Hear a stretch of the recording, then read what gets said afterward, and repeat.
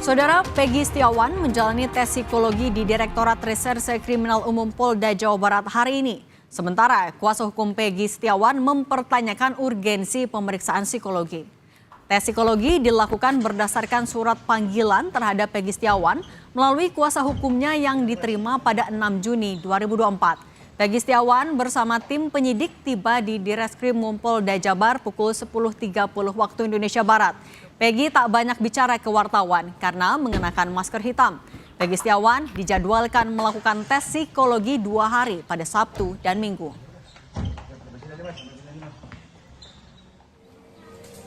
Hari ini Ibu Peggy Setiawan, Kartini, juga berangkat dari Cirebon menuju Polda Jawa Barat untuk menjenguk Peggy yang menjalani tes psikologi hari ini. Kartini masih meyakini anaknya bukan Peggy alias Peron yang dicari polisi dan terlibat dalam kasus pembunuhan Vina. Kartini berharap Peggy bisa dibebaskan.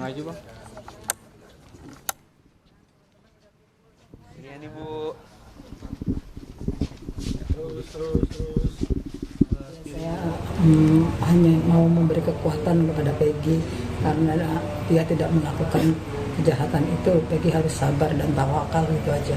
Dia akan mengikuti prosedur yang ada, Bu? Akan mengikuti prosedur yang ada? Ya, kalau itu diperlukan. Terus gimana, Bu, harapannya, Bu, setelah banyak sekali rekan Peggy yang diperiksa dan lain sebagainya? Ya, harapannya sih semoga lekas dibebaskan anak saya karena anak saya tidak bersalah. Sementara kuasa hukum Peggy Setiawan, Sugianti Iriani, menyebut telah melayangkan surat keberatan atas pemeriksaan psikologi kepada Peggy Setiawan. Sugianti berharap agar Polda Jawa Barat tidak mencari celah bila alat bukti kurang dan segera melepaskan Peggy Setiawan karena tidak terlibat dalam pembunuhan Vina dan Eki.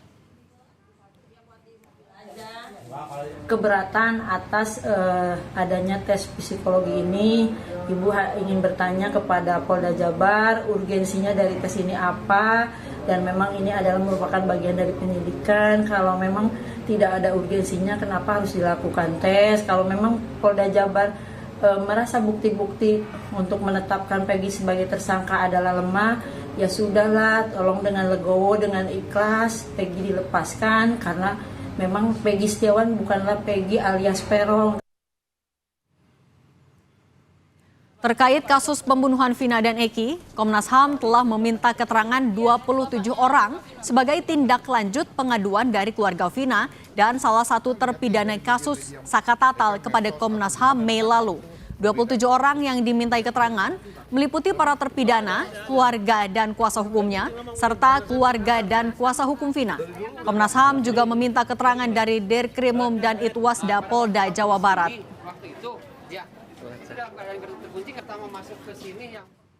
Melakukan permintaan keterangan terhadap 27 orang di wilayah Bandung dan Cirebon, antara lain para terpidana pembunuhan Eki dan Vina di Rutan kelas 1 di Bandung dan Lembaga Pemasakan kelas 2 Bandung, keluarga terpidana di Cirebon, kuasa hukum terpidana di Bandung dan Cirebon, keluarga Vina di Cirebon dan kuasa hukum Vina.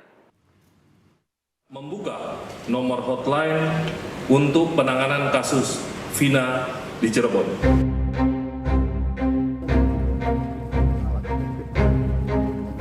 Usai menangkap Peggy Setiawan yang disebut polisi sebagai otak pembunuhan Vina, kini polisi membuka hotline khusus untuk menampung banyaknya informasi yang berkembang di masyarakat terkait kasus pembunuhan Vina. Nantinya, seluruh informasi dari masyarakat akan dianalisa oleh penyidik sehingga bisa dipertanggungjawabkan secara hukum. Polda Jawa Barat juga membentuk tim asistensi yang terdiri dari Itwasda, Propam, dan Ditreskrimum dan melibatkan Kompolnas dan Komnas HAM untuk mengawasi proses penyidikan. Akan kami lakukan analisis sehingga dapat dipertanggungjawabkan secara hukum, sehingga sama-sama kita imbau bijak dan bertanggung jawab memberikan informasi untuk menjaga dan menghargai keluarga korban. Sementara mantan Kabar Eskrim Susno Duaji menyebut jika penyidik saat ini harus fokus untuk membuktikan apakah Peggy Setiawan benar terlibat dan menjadi otak dalam pembunuhan Vina dan kekasihnya Eki 8 tahun silam. Adakah sidik jari, kita fokus pada Peggy ya yang sekarang ditahan jadi tersangka. Adakah sidik jari Peggy pada barang-barang yang ditemukan dalam peristiwa tersebut, misalnya di helm, di sepeda motor, kemudian di samurai yang katanya ada samurai. Adakah CCTV merekam gambar Peggy di lokasi kejadian? Adakah di handphone Peggy pada 2017 ada bahwa handphone tersebut berada di sekitar BTS, di sekitar lokasi kejadian. Sementara Kamis malam, sejumlah anggota dari Divisi Propam Mabes Polri didampingi Polda Jawa Barat mendatangi Polres Cirebon Kota diduga untuk memeriksa penyelidikan kasus Vina. Sejumlah kendaraan mobil dinas polisi dengan plat B dan D terlihat di halaman Mapolres Cirebon Kota. Humas Polres Cirebon Kota membenarkan ada sejumlah pejabat dari Mabes Polri dan Polda Jawa Barat yang datang di Mapolres Cirebon Kota. Karena pejabat semua di dalamnya itu. Iya. Kalau tadi malam infonya ada pemeriksaan, betul Pak Mas? Nah iya, saya juga nggak monitor. Artinya nggak pernah ada tembusan. Langsung ranahnya tingkat Mabes sih. Sebenarnya dari Mabes iya. Polda sama Mabes Polri ya? Iya. Terus mungkin nanti kalau saya juga nggak ingatnya nggak diikutkan dalam kegiatan itu. Saat ini polisi masih melakukan psikotes untuk tersangka Peggy Setiawan. Namun polisi belum melakukan rekonstruksi ulang setelah Peggy yang disebut sebagai otak pembunuhan Vina tertangkap. Tim Liputan Kompas TV.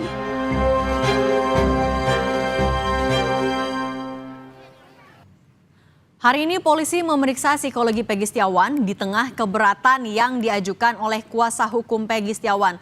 Lantas, apakah urgensi dari pemeriksaan psikologi Peggy Setiawan? Apakah ini bisa membuktikan Peggy terlibat pembunuhan Vina atau tidak? Kita bahas dengan sejumlah narasumber yang sudah bergabung bersama kami. Ada kuasa hukum Peggy Setiawan, Tony RM, dan psikolog forensik Reza Indragiri. Selamat sore Mas Tony, Mas Reza. Selamat sore. Oke, Mas Tony, saya mau ke Anda dulu. Mas Tony, tadi kan mendampingi Peggy Setiawan dari pagi. Sudah selesaikah pemeriksaannya? Tadi apa saja yang diperiksa polisi?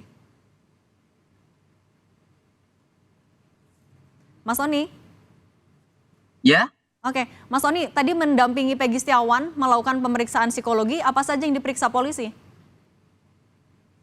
Ya, jadi tadi kami, Ibu Yanti juga, beberapa tim penasihat hukum, itu berada di ruangan, ada 3 orang psikolog, kemudian 1 kanit, ya, Pak Kompol Denny.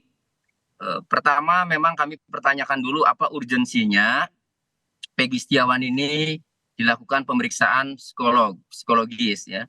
Nah, kemudian Pak Kanit menjawab bahwa pemeriksaan psikologis Peggy Setiawan ini diperlukan agar jangan sampai salah tangkap. Itu Bu, pada intinya. Jadi ini kan akan diperiksa mengenai kepribadian, mengenai psikologis Peggy Setiawan ya. Ya mungkin saya menerjemahkan begini. Peggy Setiawan itu kan konsisten dengan jawabannya ya dalam BAP karena dia tidak melakukan, dalam BAP pun memang dia tidak melakukan. Bahkan sampai memunculkan saksi-saksi yang bersamanya pada saat di Bandung itu kan dimunculkan, artinya dia tidak melakukan. Kemudian ini mau diuji ya. Apakah jawaban konsisten Peggy Setiawan ini kan, apakah memang benar-benar Peggy Setiawan ini mungkin benar, normal atau bagaimana kan? Nah, atau bisa juga mencari apakah memang ada sifat-sifat psikopat selayaknya seorang pembunuh kan? Nah, mungkin itu lagi dicari. Tetapi pada intinya tadi sepakat ya sebelum kami mengizinkan sepakat bahwa ini bisa saja menguntungkan Peggy Setiawan. Karena nanti yang akan diuji apakah konsisten atau tidak kan. Jadi ingin dicari termasuk mungkin emosionalnya akan ditanya, akan dilihat, akan dinilai ya. Jadi pada intinya kami tadi sepakat bahwa karena tujuannya ini adalah jawaban Peggy Setiawan yang konsisten bahwa memang ia tidak melakukan tindak pidana itu, kemudian penyidik mau mencoba melibatkan psikolog untuk memeriksa psikologisnya ya, kemudian ya baru akan menilai itu. Nah, psikolognya juga sama menyampaikan seperti tadi bahwa ini bisa saja menguntungkan Peggy Setiawan kan begitu. Jadi pada intinya karena klien kami konsisten ya, memang tidak melakukan dasarnya, mau ditanya dengan cara apapun, mau diperiksa dengan cara apapun, ya kami silakan. Yang penting segera ketika memang sudah mendapatkan hasil bahwa memang yakin Peggy Setiawan bukan pelaku, ya segera hentikan itu. Jadi kami sepakat mengizinkan. Nah, pada saat diperiksa kami memang tidak boleh mendampingi, Bu. Ya, jadi ini internal antara psikolog dengan Peggy Setiawan. Jadi psikolog ada 3, sama Peggy Setiawan 1 ada di ruangan, jadi 4 orang itu. Jadi kami semua nunggu di luar sekarang. Oke, saya mau ke Mas Reza. Mas Reza, Anda sebagai psikolog forensik, sebenarnya kalau dalam penyidikan, ini adalah memang hal yang lumrah ketika tersangka dilakukan pemeriksaan psikologi. Urgensinya sebenarnya apa? Apa saja yang diperiksa? Pada tahap seperti sekarang ini, menurut saya hanya ada 2 relevansi ketika diselenggarakan pemeriksaan psikologis terhadap terperiksa. Pertama adalah untuk mengecek istilahnya fitness to stand trial, kebugaran atau kesehatan dalam rangka menjalani proses hukum. Sehingga akhir dari asesmen yang satu ini adalah simpulan apakah terperiksa fit atau unfit. Diterjemahkan secara bebas, apakah dia cukup punya kewarasan atau kurang kewarasannya untuk menjalani proses hukum. Kalau disimpulkan bahwa yang bersangkutan fit to stand trial, artinya cukup waras untuk menjalani sebuah proses hukum, maka masuk ke pemeriksaan tahap kedua, yaitu competence to stand trial, menakar kompetensi yang bersangkutan untuk menjalani proses hukum. Ada perbedaan makna antara kompetensi di ranah hukum dengan kompetensi di ranah psikologi. Competence to stand trial atau kompetensi untuk menjalani proses hukum dalam sudut pandang psikologi forensik bermakna tentang seberapa jauh tingkat pengetahuan dasar yang bersangkutan tentang seluk-beluk hukum. Misalnya, apakah dia memahami bahwa posisi dia sekarang adalah tersangka dan nantinya ada terdakwa? Apakah dia paham yang duduk di sebelah kanan di ruang sidang adalah penasihat hukum dan di sebelah kiri adalah jaksa penuntut umum serta yang di depan adalah majelis hakim? Apakah yang bersangkutan paham tentang tugas masing-masing pihak tersebut? Ini adalah contoh bagaimana asesmen dilakukan untuk menakar derajat pengetahuan mendasar seorang terperiksa menjelang menjalani proses hukum. Dengan demikian, simpulannya apabila kedua asesmen ini diselenggarakan, simpulannya bukanlah apakah ini salah tangkap atau sudah benar tangkap, bukan menguntungkan atau merugikan, karena itu bukan kosakata psikologi forensik. Menguntungkan atau merugikan adalah kosakata penasihat hukum atau jaksa penuntut umum. Sementara ketika 2 asesmen itu diselenggarakan, simpulannya hanya 2. Pertama, fit atau unfit. Yang kedua, kompeten atau inkompeten. Di Indonesia kan, waras atau tidak waras, kompeten atau tidak cukup kompeten. Oke, artinya sebenarnya pemeriksaan psikologi ini tidak mempengaruhi hasil atau proses penyidikan yang sudah berlangsung.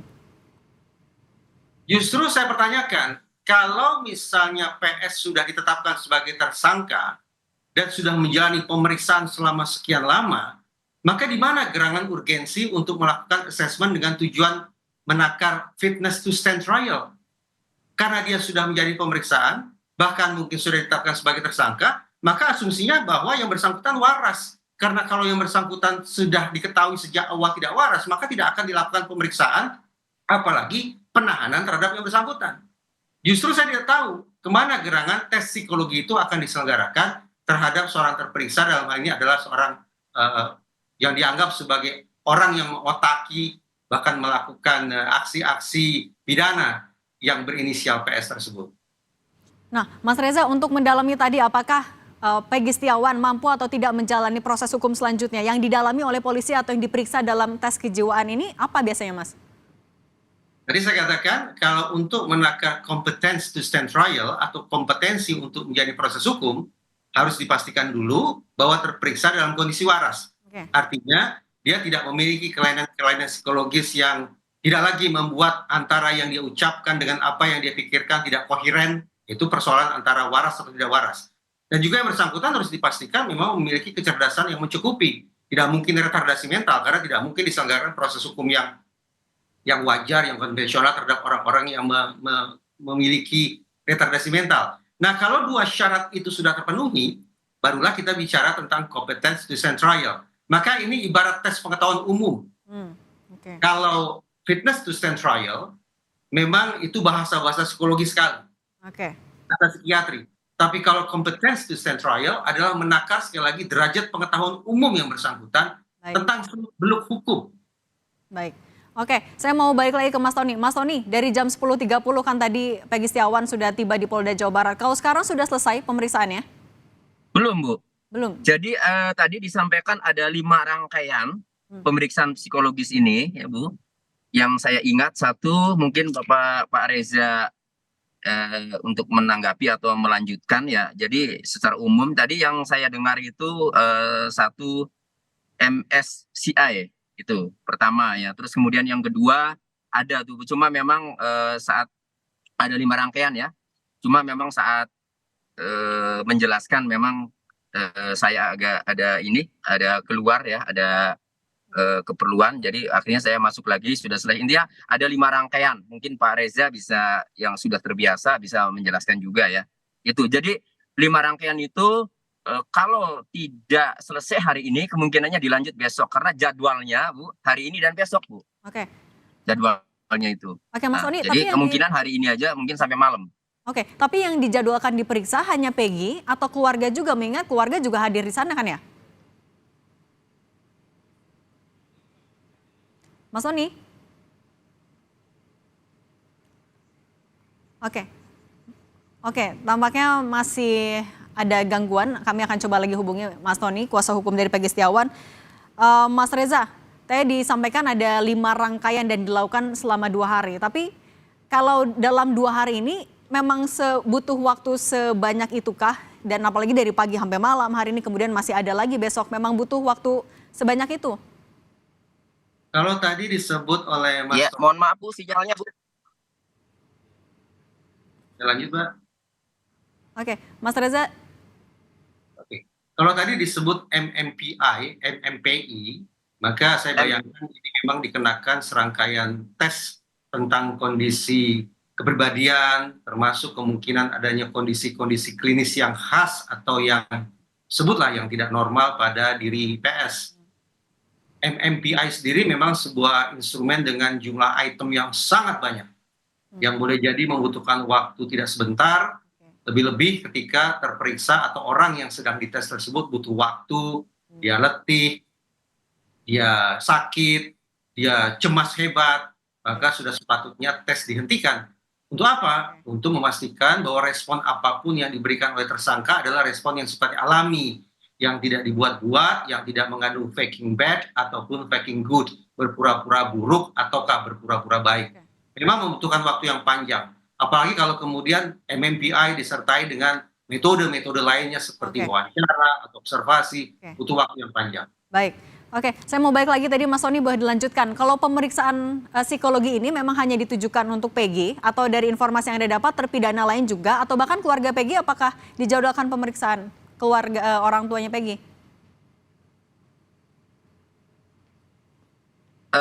Saya melihat hanya Peggy ya Bu di Polda ini yang dilakukan pemeriksaan psikologis. Nah kemudian untuk ibunya atau keluarganya, ibu bapaknya sampai hari ini, sampai jam ini belum ada informasi bahwa ibu dan bapaknya ini diperiksa, belum ada informasi. Oke, artinya sejauh ini masih Peggy saja yang. Oke, Mas Tony, Betul.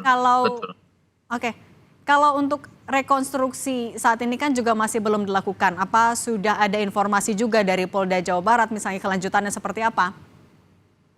Ya, saya juga tadi ketemu dengan Pak Kanit menanyakan rekonstruksi juga karena teman-teman media sering menanyakan dan jawaban Pak Kanit masih sama.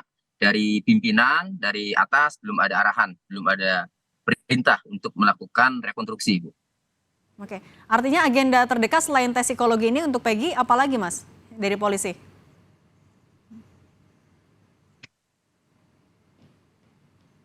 Mas Tony? Dengar suara dari studio Mas Tony? Iya. Oke.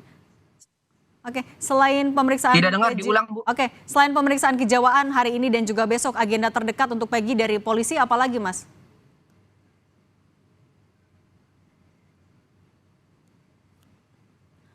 Sementara ini baru pemeriksaan psikologis Bu, yang dilakukan untuk hari ini dan besok. Jadi belum ada jadwal atau informasi rangkaian pemeriksaan apalagi selain psikologis ini belum ada. Jadi sampai hari ini untuk hari ini dan besok itu informasinya memang baru pemeriksaan psikologis terhadap Peggy Setiawan. Oke. Terakhir saya mau balik lagi ke Mas Reza. Mas Reza, dari pemeriksaan psikologi yang dilakukan hari ini dan juga besok akan seberapa berpengaruh artinya dalam kelanjutan proses terkait dengan Peggy Setiawan? Saya ingin memberikan pesan positif bahwa vonis atas diri terdakwa akan ditentukan seberapa jauh perbuatannya itu terbukti atau tidak. Perilakunya itu terbukti atau tidak. Itu artinya jangan sampai terjadi penyalahgunaan terhadap hasil pemeriksaan psikologis. Contohnya, anggaplah bahwa hasil pemeriksaan menunjukkan bahwa seorang terperiksa berkepribadian sangat buruk. Tapi kalau ternyata dia tidak melakukan perbuatan pidana, maka jangan dia divonis bersalah berdasarkan hasil temuan psikologisnya. Demikian pula sebaliknya. Kalau berdasarkan hasil potret psikologis seorang terperiksa diketahui berkepribadian sangat baik, tapi kalau ternyata terbukti dia melakukan perbuatan pidana, maka jatuhlah vonis bersalah. Jadi kita proporsional kembali dalam menyikapi tes psikologi. Tes psikologi tidak memberikan informasi tentang perilaku seorang terdakwa dalam konteks terbukti atau tidak terbukti, tapi sebatas tentang kondisi kepribadian dan juga mungkin kondisi kecerdasannya. Yang mengingat, vonis hakim tidak ditentukan berdasarkan kepribadian dan kecerdasan, melainkan berdasarkan terbukti atau tidak terbukti perilaku pidananya. Oke, baik. Terima kasih Mas Reza Indragiri, psikolog forensik, dan juga Mas Tony RM, kuasa hukum Peggy. Terima kasih sudah berbagi untuk Kompas Petang. Sehat selalu. Ya.